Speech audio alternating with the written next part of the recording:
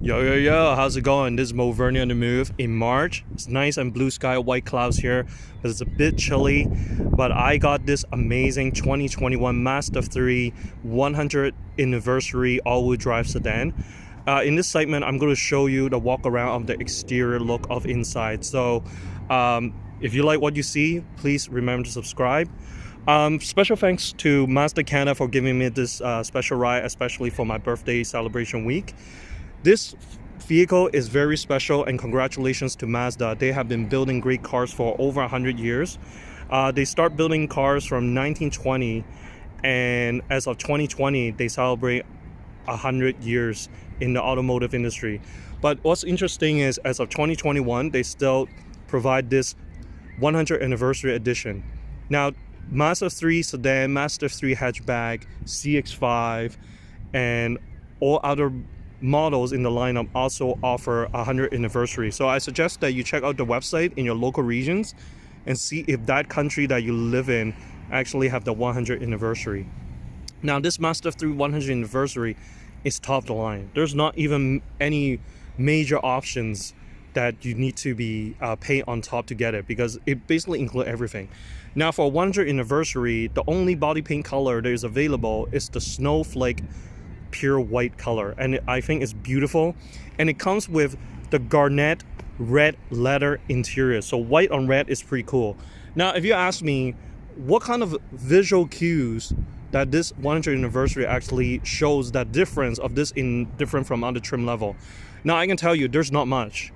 There's not a lot of like badge around to show the 100th anniversary, but the only two things that I can tell you from an exterior standpoint is that they have a badge on the left side and the right side of the front panel, and then you can see that there's 100 years 1920 to 2020.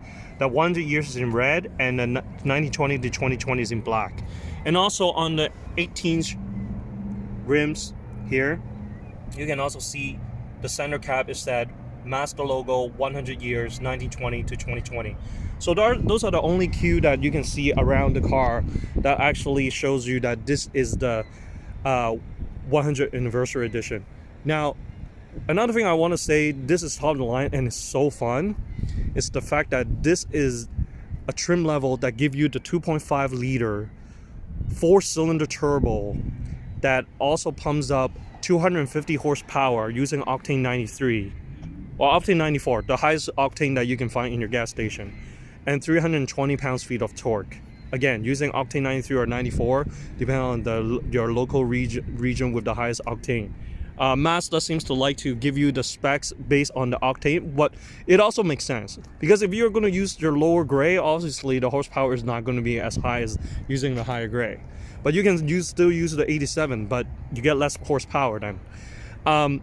This car, I can tell you right now, from after driving a few times, it flies. It's fast, is quick, very nimble, very great handling. And the best part, because of the all-wheel drive, it's actually perfect for Canadian winter conditions, especially during snow and icy. There's not a lot of car out there that offers all-wheel drive for a sedan. The only one that I could think of maybe is Subaru and other number of limited models from other brands, but to have a four-door sedan that actually have all-wheel drive is very rare, and I think this is a very complete package. Now, you see in the front, it's a black glossy grille and a big Mazda logo in the front.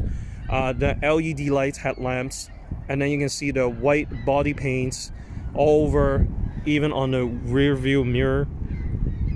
And as I mentioned before, this one has Michelin winter tires that in front of mine, and it's 18-inch. So this car is top of the line in Canada, and you can tell like this car is looking good from the front, from the back, and from the side. And you can see from the back it has the Mazda 3 all-wheel drive Sky Active G Turbo with dual exhaust at the back. Now, the only thing about this ride is that it's beautiful, but it really depends on your personal preference. For me personally, I kind of feel like this car I would prefer to be a little bit more souped up or a little bit more badges to show the difference between this 100th anniversary from the other base Mazda 3 trim level. And I also prefer like more sportier rims, maybe black on white, or you know, a little bit more sporty or soup up that is like more dramatic, and I kind of feel like, okay, this is what I paid to get my worth. But again, I think what Mazda is doing, is trying to do with this car, is that it's kind of like those vehicle where you want to have a lot of horsepower underneath, but you want it to be lay low and subtle, like just like the Volkswagen Golf R. Doesn't look super crazy, but it has a lot of horsepower underneath, and I think Mazda is trying to keep that kind of style, the luxurious style, and it's geared towards customers that actually want a lot of horsepower but is in a lay low situation. It's geared for people who doesn't want people to know that they have a lot of horsepower packed in them. So this is what I see. This is what it looks like, and then there's a sunroof at the top.